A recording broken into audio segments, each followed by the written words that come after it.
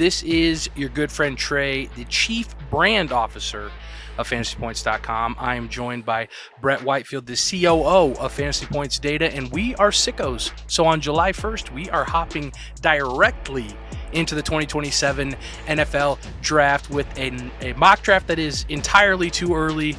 Should be a great show. Excited to get into it.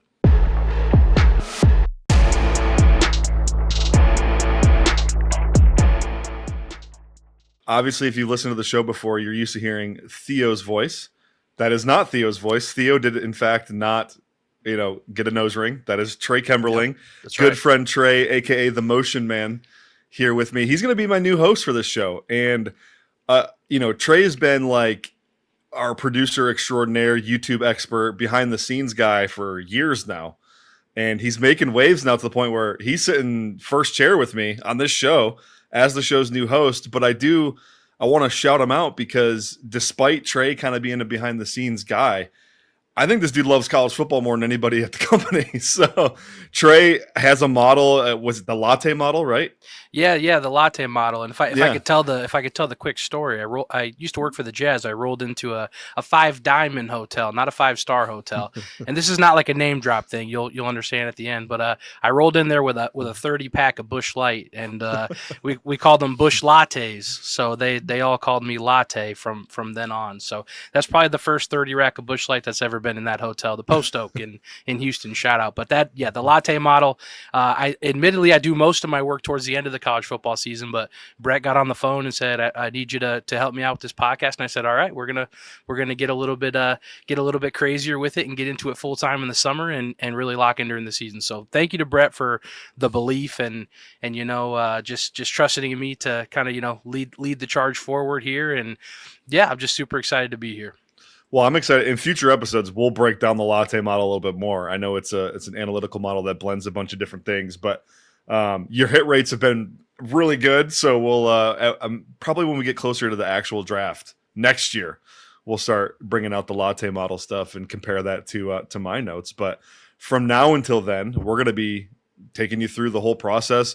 Right now, we're in the middle of summer scouting, right? And I've forced Trey to get into summer scouting, so we're going to kick it off with the way too early 2027 mock draft. Super dope to dive into it. And I got to say, Brett gave me some love there and said my Latte model has a good success rate. That's because Brett's draft guide is a big proponent of my model. So, I think he's actually pumping himself up there when he says that. But yeah, let's get into it, without further ado. And guys, I'm not going to sit here and tell you the same old stuff that you're going to hear on the ESPN rankings and all across the internet. Otherwise we're wasting your time. So with the first pick in the NFL draft, we're giving the Arizona Cardinals Drew Mestemaker. And for some, this might be outlandish. This might be, we might get hot take accusations. But when I went to the board with this pick, I knew that, Brett wasn't going to, be upset with it. In fact, you were actually, you were upset the opposite way, that you wish I would have saved him for you. So Drew Mestemaker, following his head coach to Oklahoma State, led college football in passing yards last year. And, I think people are a little bit nervous because they don't think he can translate his skill over to, the P4 level. But at this point in the offseason, you need to take a look at this guy and don't be afraid of what you don't know. Be excited about what you don't know. And if he does translate, what he did at North Texas over to the P4 level, this guy's going to be a no-brainer, first overall pick in the NFL draft. Yeah, absolutely dominated college football at North Texas, and then he's going to get a chance at Oklahoma State to kind of show what he's got. But I think throw for throw, arm talent-wise, this is the best prospect in the draft. Now, we still need to see how it translates, as you said, to the Power 4 level. Does he have the processing skills? What's his mental makeup like? Competition will be tougher. I don't know that Oklahoma State's necessarily the college you want to try to build an NFL resume at, but nonetheless, here we are. I think Mestemaker, arm talent-wise, my 101, we'll see how it pans out at a later date. I don't want this to be a hot take type of thing, but I am watching Mestemaker online, and I genuinely am saying I think this is the livest arm I've ever seen in my entire life. So when you have a guy with that type of upside, I'm going to bet on the upside every year, and we'll find out pretty quickly in season if this was a North Texas thing or if this guy's just nails. So let's move it on over to your second pick in the draft. The Dolphins are on the clock, and Brett, you went ahead and gave him Jeremiah Smith. That wide receiver room needs it, assuming nobody emerges this year. Why don't you give me your breakdown on Jeremiah Smith? Well, yeah, I'll just go ahead and say it now. When we roll into actual draft season, everyone's going to tell you this is the best wide receiver prospect since whoever it is, Jamar Chase, Marvin Harrison Jr., whoever people liked. And it's probably true. He's still got to play this season, and we'll see how it pans out. But just based on what we've gotten through freshman, sophomore year, dynamic player, dynamic receiver, a 3-level threat, dynamic route runner. He's big, he's physical, he's fast, he's agile, change of direction off the charts. I think in my GPS data I have on him, he's 99th percentile in deceleration as well, which is like shows you that the capacity to run high level routes and stop on a dime is there. Yeah, he's a monster. I think he's gonna have a monster season with Julian Sand, with Carnell Tate also now kind of out of the way. Tate was a fantastic prospect in his own right. Jeremiah Smith kind of comes into this Dolphins room and just totally, gives them a premier talent, which they need. I love Chris Bell. There's things I like about Caleb Douglas. There's things I like about Kevin Coleman. But ultimately, this is the blue chip talent they need to kind of revamp that room. Yeah, we talked about it offline. The Raiders there, we have it picked number 5, are very upset that Jeremiah Smith is going number 2 overall. So maybe this order is by Vegas win total. So if it sticks this way, maybe the Raiders make a move up there to grab Jeremiah Smith. I agree with you. I feel like he's can't miss. I had the 3rd pick in the draft here with the Jets. I went with Arch Manning, and so the Mestemaker hype was not a slight at Arch by any means. I think we pretty much know what Arch Manning is, and the Jets would kind of be dumb to pass on him at 3. I think again, he's got the pedigree, the family pedigree, the mind is there, and I think the mind is 80 to 85% of the position. The intangibles come after that, and that's what turns a good quarterback into a great quarterback. But I don't see a path where Arch Manning is like a failure at quarterback in the NFL. But I worry about the upside. I think he's a little bit limited there. Do you have any points on Arch Manning? Arch kind of impressed me down the stretch last year. I've been his biggest critic. I didn't think he was good in 24. Thought to start 25, it was a little rough. But then really down the stretch, he kind of started to take off a little bit. And this year he's going to have Ryan Wingo and Cam Coleman to play with. I think the situation around him is going to be great. Wheels up for him. I think the thing that shocked me most is he showed some mobility, kind of like among this group of quarterbacks. He led them in rushing yards and in rushing touchdowns last year, which was not on my bingo card for 2025. So I think he definitely has a chance to get into the 101 discussion. I know we're having some fun with Mestemaker and all that, but I think Arch absolutely is in the mix to be the first pick of the draft. You're confirming he is sneaky fast. Is that Yes. what I'm hearing from you? Okay, great. We love to hear it. A white boy getting a little bit of motion on the 2027 NFL Draft podcast. The Browns are on the clock. You are doing the even picks here. I'm doing the odd picks. And you went with Dante Moore, and I think there's there might be by the end of it, somebody always emerges. There's going to be maybe 4 to 5 quarterback names that we're, debating at the top of these drafts. But you scooped up Dante Moore here at 4. Yeah, and when I made this pick, you immediately texted me like, "Don't you hate Dante Moore? Like, what the heck?" And yeah, I mean, I wouldn't say I hate him, but I've been highly critical of his play.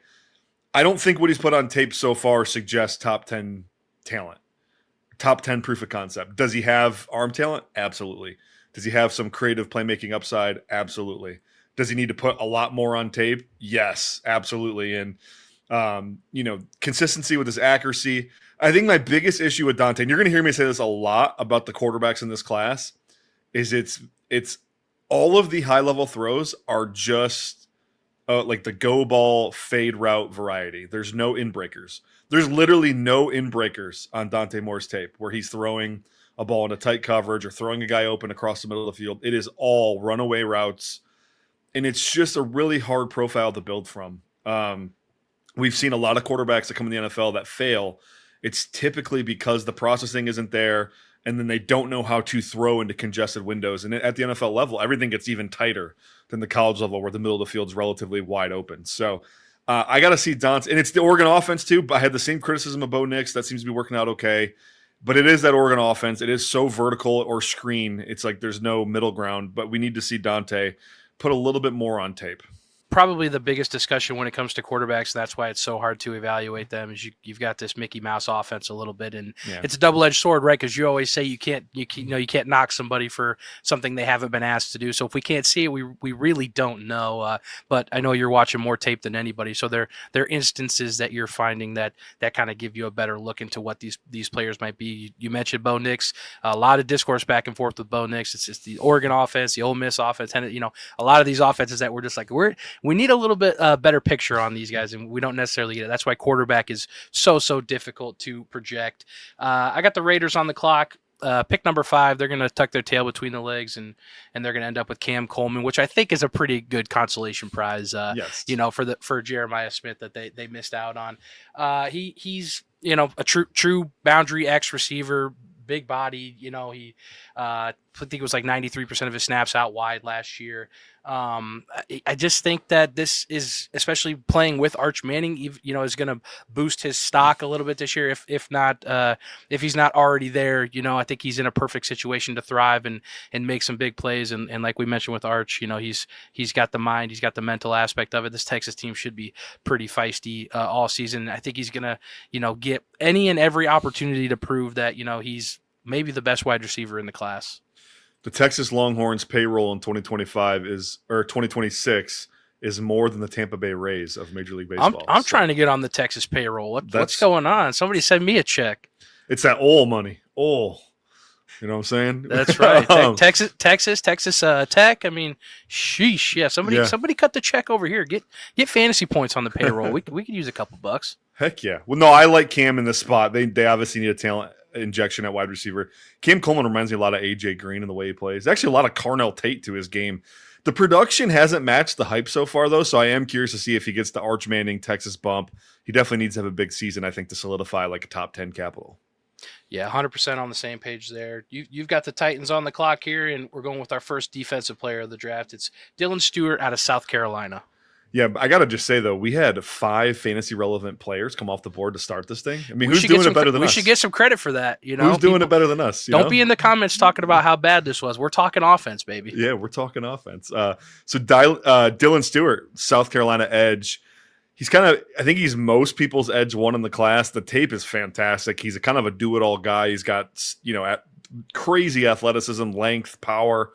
And he just came off a monster season in South Carolina. So, easy peasy for me. Titans, Robert Saleh going to be looking to upgrade that D-line always, right? So easy fit here. Yeah, I love that. I've got my Falcons here. That's why we went even and odd, so you could have your Lions and I could have my Falcons.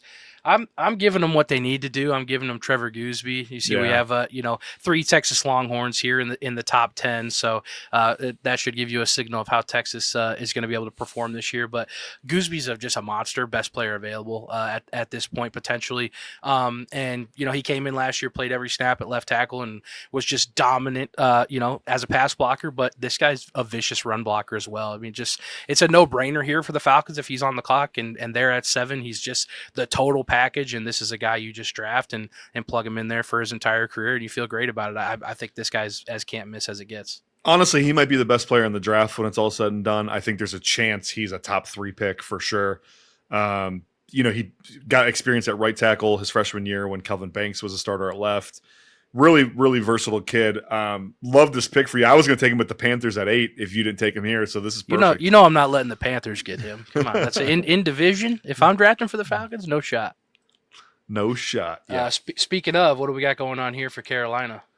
I went cornerback Notre Dame Leonard Moore. They've had Carolina's had J.C. Horn for a while at corner, and then they've kind of it's been like a committee approach a little bit on the other corner spots. I know they like Mike Jackson. I think Mike Jackson's probably outplayed his talent at this point. I'd like to see them get a legit dog at the opposite corner spot, J.C. Horn.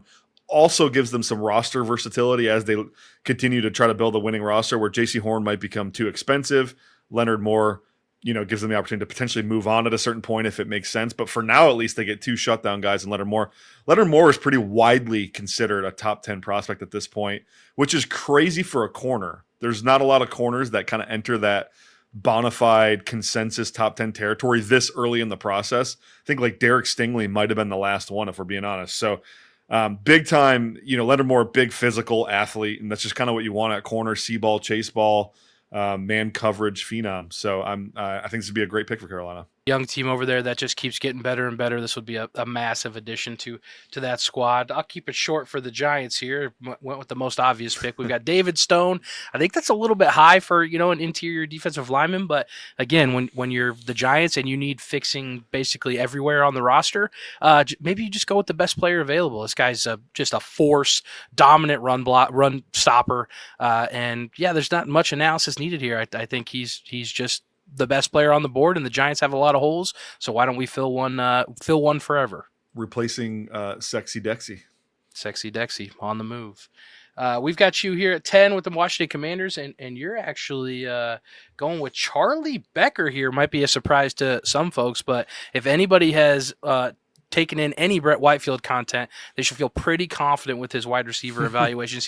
I think your hit rate might be better than any individual NFL team, let alone anybody else in the fantasy and the football space. So tell me about Charlie Becker here. I think this is an interesting one. I was gonna say the Latte model could probably tell you that, Trey. So yeah, Charlie Becker. Listen, I love Charlie Becker, a big, long, vertically gifted wide receiver. Charlie Becker played with Fernando Mendoza last year at Indiana. And I would say, we just saw Omar Cooper Jr. go in the first round. We saw Elijah Surratt go in the fourth round. And guys, I think down like the last 6 games of the season, Becker was clearly the best of the 3, like clearly. And you saw the plays he made against Ohio State. You saw the plays in the national championship game against Miami. Like, I think he's awesome. And I know we have 3 receivers going to the top 10 here, but this is a really, really strong class. And I think Becker, being the number 1 guy now in Indiana. I know they got Marsh in there, Nick Marsh now at Indiana, but I do think Becker is the number 1 guy, and he's got a chance to just stack stats on stats. And we've already seen the tape. The tape is excellent. So I think he's definitely in the range of outcomes for him to be a top 10 pick. When Brett talks wide receivers, I listen. That's the only rule that I follow, and we will hit a few more wide receivers towards the end of this video here. We're out of the top 10, so we might move a little bit quicker on some of these defensive guys. But for the Saints, I went ahead and did Colin Simmons, and I think this one's another obvious pick, easy choice. The best pure pass rusher probably in college football this year.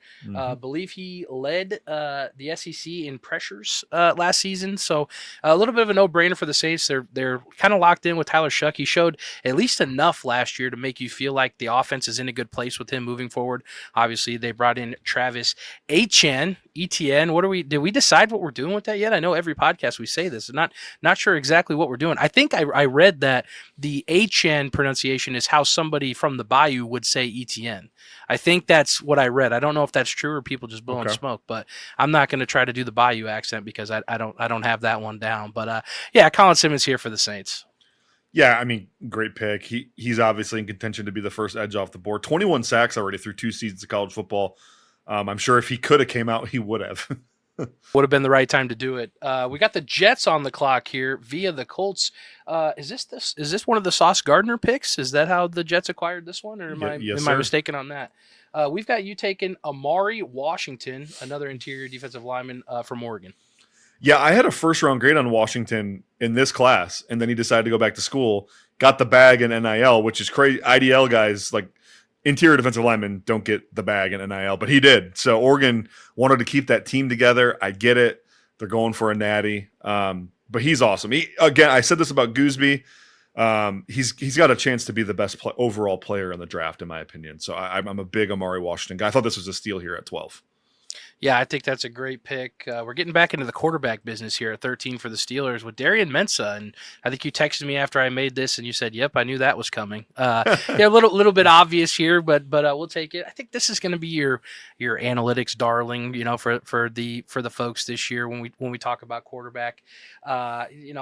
Kind of like a safe, high floor passing option. I believe he was, graded as one of the best quarterbacks last year in college football. So he'll look good on paper. We'll see when it comes to the tape, and when we can, watch a little bit more of him this year. I'm interested to see what you think about Darian Mensah. I'm curious on the safe high floor take because that's not how I would describe him. Okay. When I look at like his Duke tape from last year, like I've never seen mechanics, lower half mechanics, throwing mechanics so bad for a power 4 starting quarterback that could throw the football. Now there's plenty of like run first guys that suck.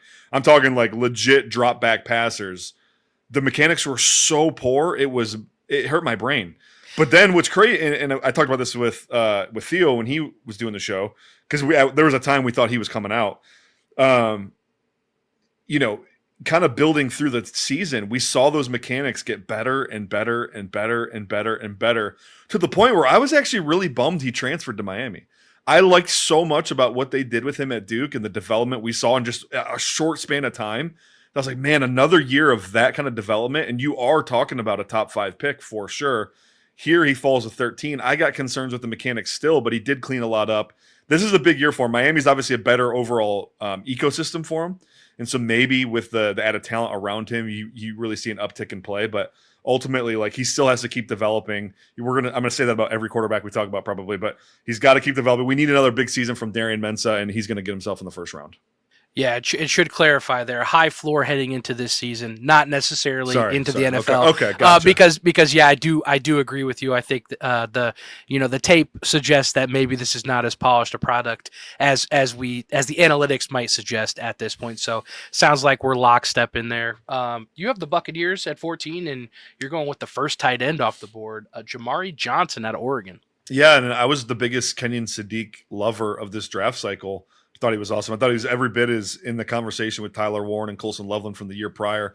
I think Jamari Johnson might be better, guys. This is crazy. He's longer.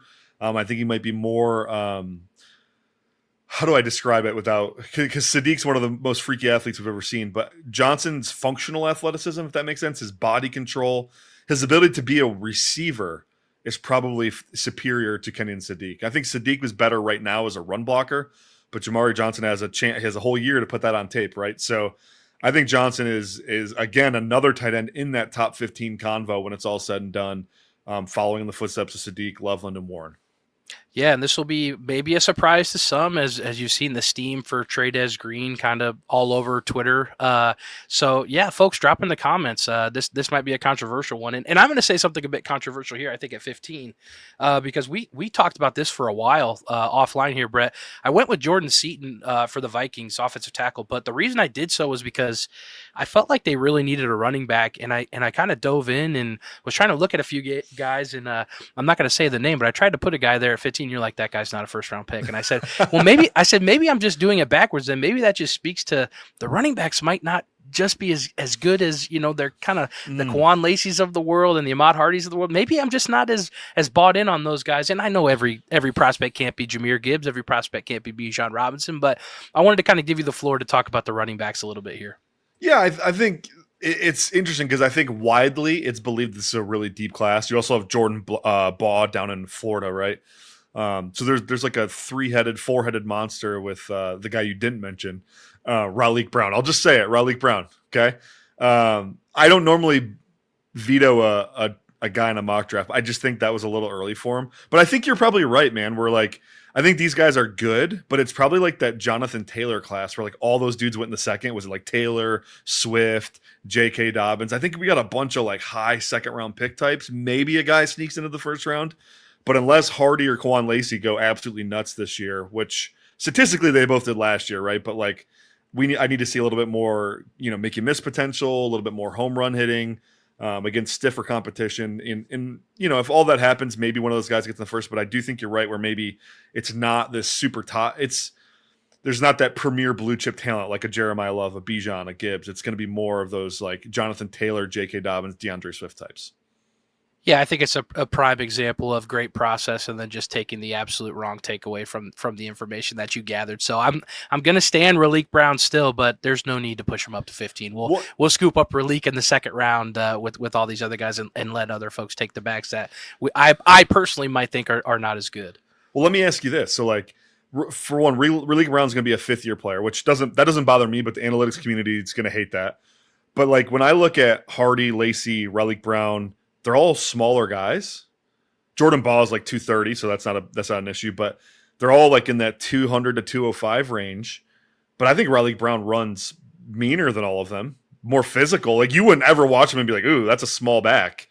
He's got some pop to his pads, and so maybe I'm wrong. Maybe that does get him over. I don't know. And that's kind of what I'm seeing on the tape that I'm watching. And again, I needed, it's July, so there's going to be a lot more done, in this process. But I kind of thought when I was watching Kawan Lacey and watching Ahmad Hardy that they were kind of just like, I wouldn't want to say one cut guys, but like guys that just were, I didn't see the magic, and that's kind of it's a personal fault of mine. I want to see the magic. I want to see the running back that's going to just make something happen out of nothing. The dance, the Bijan, the Gibbs, and it's again, it might be a flaw in the process to look for that in every running back, but I see it a little bit in Raleek Brown, and the fact that you're saying he might even be more hard nosed than some of these other guys, because that's what I saw on the tape of Kawan Lacey. That's what I saw on the tape of Ahmad Hardy. Is they weren't afraid to stick their nose in there, but I saw some just crazy moves of Raleek Brown where this guy is, making dudes miss in crazy fashion. And I felt like I saw it more with him than with anybody else. Also, for a former kick returner, punt returner. So I think he has some of that electric, just special kind of the artistry, if you want to say that, not to sniff my own farts, but the artistry in the backfield. Yeah. So that's why, but again, I think the takeaway there is that maybe we should push some of these other guys down as opposed to pushing him so far up. Yeah. Well, and for the record, that's not bad process. I think to be a first round pick at running back, there's got to be a little magic to you. Even like Jadarian Price, who didn't have a storied career, went pick 32. So his high level moments at Notre Dame were insane. So like you can still see the visions. Like, oh, if we get that on a full time basis, that's an awesome player. I think to your point, I don't know that I see that with Lacey and Hardy at this point. Yeah, and not to get into like big dynasty theory conversation, but like when I'm making a pick at running back, and obviously there's examples of guys that don't have this magic that work out, because at the end of the day in the NFL, volume is king, right? And I think the perfect example that I was talking about today with Zane and Ryan and some of the other guys is like you look at like an Amari Hampton, right? Yeah. Like this was the example I gave. You might think this is crazy, but like I look at the Raiders last year. If you put Bijan Robinson in that Raiders offense, like where Ashton Genty was, I think Bijan has a fine season.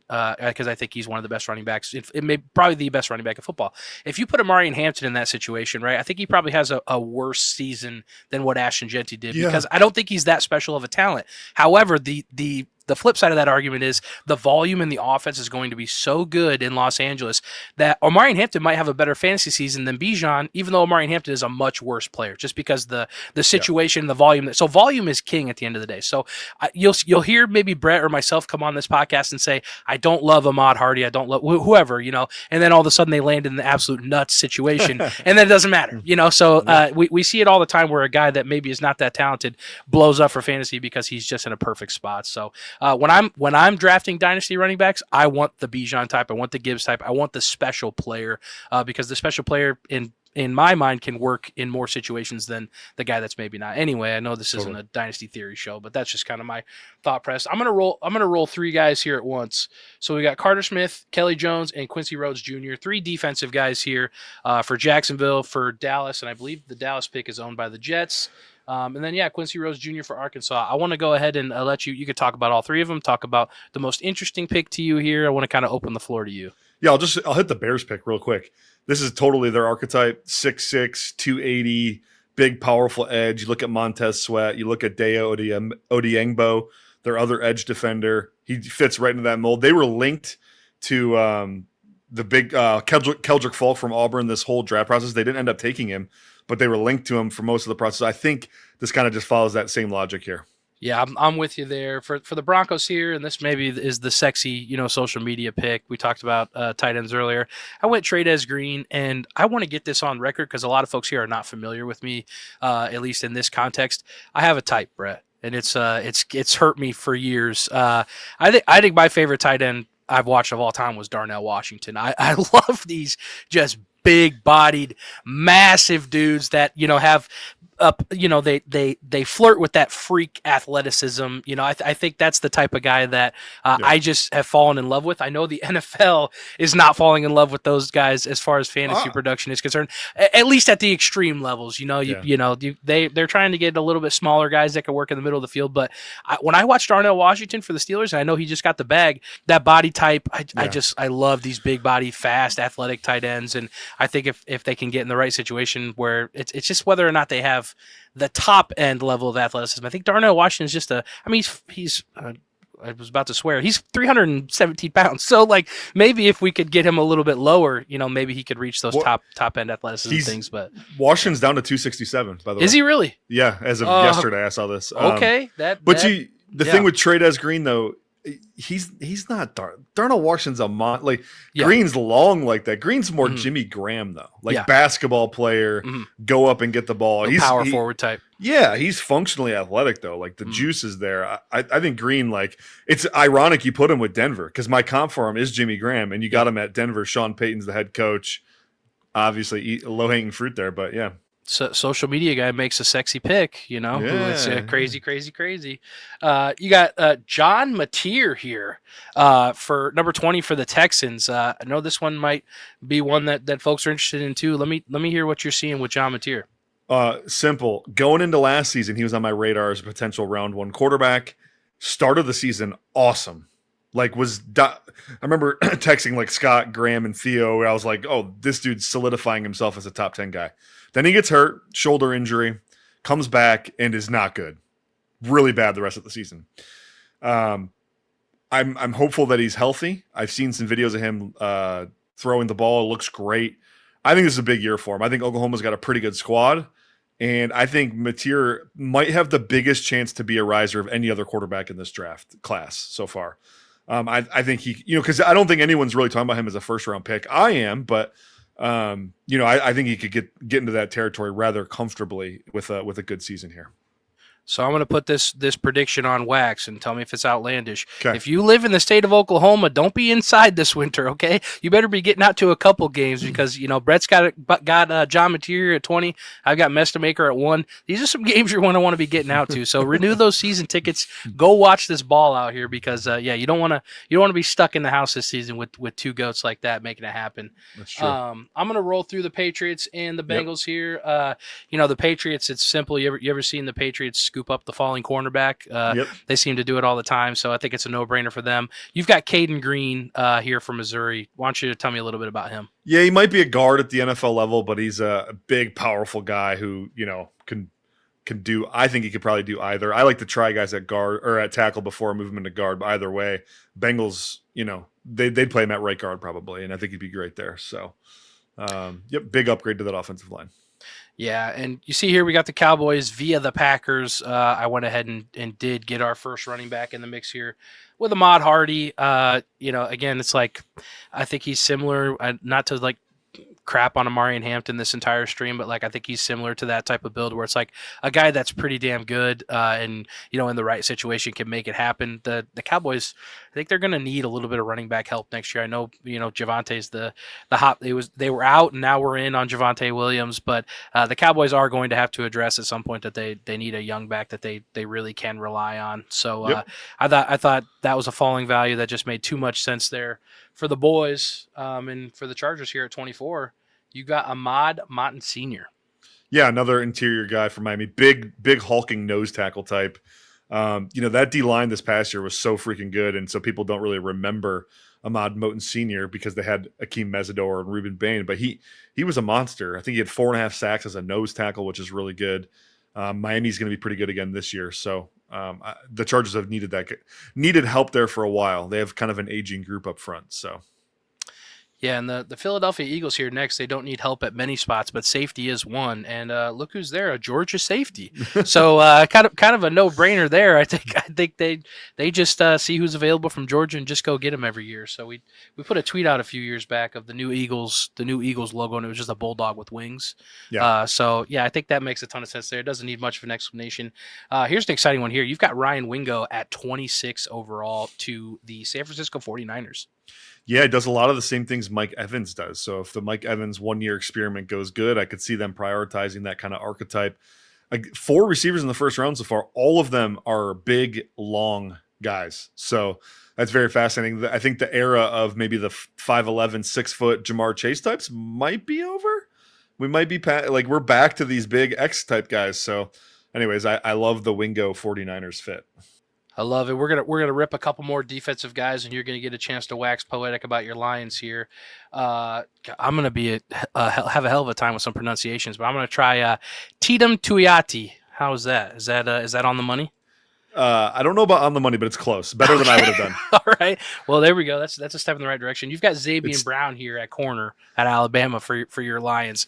Tell us what you're seeing there and why you feel confident that that's the guy for your Detroit Lions. Shut down, lockdown, press man corner. he's not huge, but because of that, he's got excellent transitional footwork as a corner. Get to his, his back pedal really cleanly. He turn his hips. Got oily hips, but also he plays at Alabama. And when you're trying to figure out what Brad Holmes is going to do, you just find guys from Alabama or Georgia or Clemson, just big school guys. That's what Brad Holmes does. So Zabien Brown, easy pick for me to Detroit at 28 here. Yeah, I like that. And rolling into pick number 29 here for the Seattle Seahawks, I went with the meme man, Ryan Coleman-Williams. The PR is so bad these days that he had to change the last name. This is kind of a guy that's fallen off for a few people. A year ago or a year and a half ago, this was, he was right up there with Jeremiah Smith as potentially the top receiver in college football.